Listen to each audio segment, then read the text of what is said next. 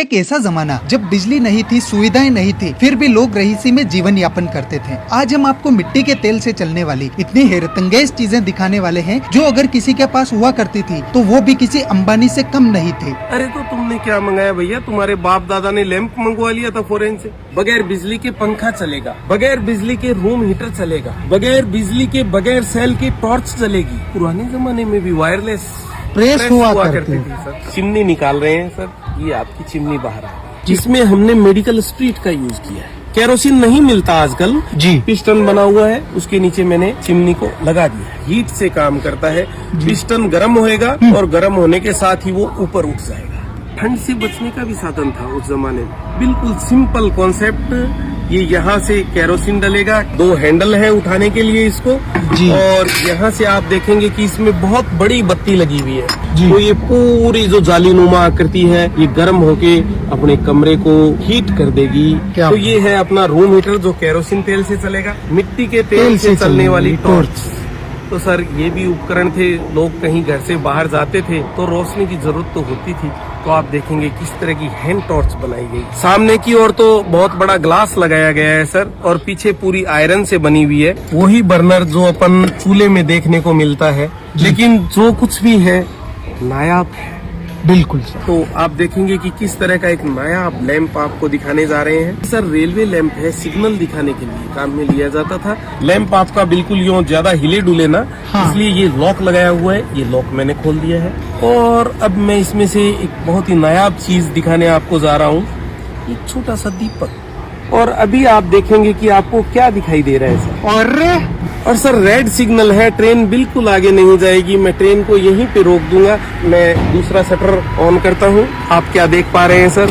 Signal green हो गया sir. Green हो गया है तो ट्रेन को अब आने का रास्ता खुल गया है। ये देखिए, ये पूरा इस तरह से आगे लेके। दोस्तों इस तरीके का सिग्नल ना ही पहले आपने कभी देखा होगा कि उस जमाने में भी लोग फ्रीज का आनंद कैसे उठाते थे। ये अपना सर फ्रीज का टैंक आ गया, केरोसिन का टैंक। यहाँ से केरोसिन इसमें अपन डालेंगे। जैसे सर गाड़ी में फ्यूल मीटर होता है जी, कि आपकी गाड़ी में कितना पेट्रोल है, कितना डीजल है, तो ये इसका फ्यूल मीटर है सर। जैसे ही इसमें अपन केरोसिन डालेंगे ये ऊपर उठ जाएगा। ये आप देखेंगे कि इसकी लॉ को कम ज्यादा करने का सिस्टम। देखिए सर बत्ती में भी कुछ हरकत हो रही है।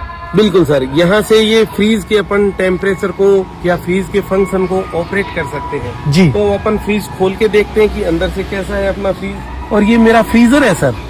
हाँ। और इसको चिमनी को कैसे इंस्टॉल करेंगे तो अपन ये देखते हैं सर। ये नीचे का दरवाजा खुल गया है अपना जी। और आप देखेंगे कि इसके टायर लगे हुए हैं सर। ये देखिए, वाह, क्योंकि टैंक भरने के बाद में इसमें काफी वजन हो जाता है। ये देखिए सर, नीचे जाता जा रहा है अपना फ्यूल टैंक। अब ये मैं इसको लॉक कर रहा हूँ। ये लॉक कर दिया सर मैंने। फ्रीज के पीछे लगभग वही मैकेनिज्म है जो आजकल के फ्रीज को देखने को मिलता है। बगैर बिजली के कपड़े प्रेस भी होंगे सर। यहाँ से सर इसमें केरोसिन फिलअप होएगा, फिर अपन इसको बंद कर देंगे। ये पंप सिस्टम है। अच्छा। जैसे यहाँ पे नोजल लगे हुए हैं हाँ। जिनमें से कि केरोसिन बाहर आएगा तो उसको प्रेशर की जरूरत पड़ेगी। पीछे से हवा का दबाव होगा तो केरोसिन बाहर आएगा। कि यहाँ पे ये रेगुलेटर भी बना हुआ है, made in England. Made in England जी, बहुत अच्छी बात है सर। और इस पे भी कुछ लिखा हुआ होगा sir, on off. On off का भी है और रेगुलेटर भी है साथ में। तो सर ब्याह शादी में और रात को घरों में रोशनी के लिए क्या उपकरण हुआ करते थे, जरा ये बॉक्स दिखाएंगे आप सर? Kerosene Germany. तो देखिए सर, जर्मनी का बना हुआ बहुत ही नायाब आइटम, और इस तरह की पैकिंग आया करती थी सर। अब प्लास्टिक युग आ गया, गत्ते का युग आ गया। कि यहाँ पे मीटर भी दिया हुआ है। और फिर इस लैंप को ब्याह शादी में किस तरह से यूज करते थे सर? इस तरह से यूं हाथ में लेके, और यहाँ पे फार्गो कंपनी का मेंटल लगता था एक, वो भी आपको दिखाएंगे। यहाँ पे लगता था हाँ। और फिर ये इसका स्लो और लो, मतलब कम ज्यादा करने का सिस्टम है। मेंटल एकदम से फूल जाता था। और जो मेंटल कपड़े का होता था वो एकदम से सख्त हो जाता हाँ। और रोशनी देने लग जाता। क्या बात। ये थी पुरानी तकनीक। फिर अपन देखेंगे सेकेंड वर्ल्ड वॉर के टाइम का केरोसिन ऑपरेट स्टोव। तो आप देख सकते हैं कि किस तरह से अपन इसके ऊपर बर्तन रख सकते हैं। यहाँ पे तो ये आ गया अपने स्टैंड, दोनों बर्नर यहाँ से ऑपरेट होंगे कम ज्यादा करने के लिए। ये यहाँ पे इसका पिस्टन। सर इस स्टोव की भी कैपेसिटी बहुत ज्यादा हुआ करती थी, आर्मी में यूज किया जाता था।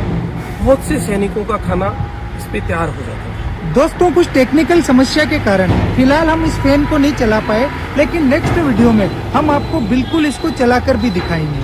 दोस्तों आप लोग कहाँ कहाँ से हमारे वीडियोस देखते हैं ये भी हमें बताइएगा। और सर बहुत बहुत धन्यवाद आपका, जो आज भी आपने इन पुरानी एंटीक चीजों को संग्रह करके रखा हुआ है। धन्यवाद। दर्शकों का भी बहुत बहुत धन्यवाद।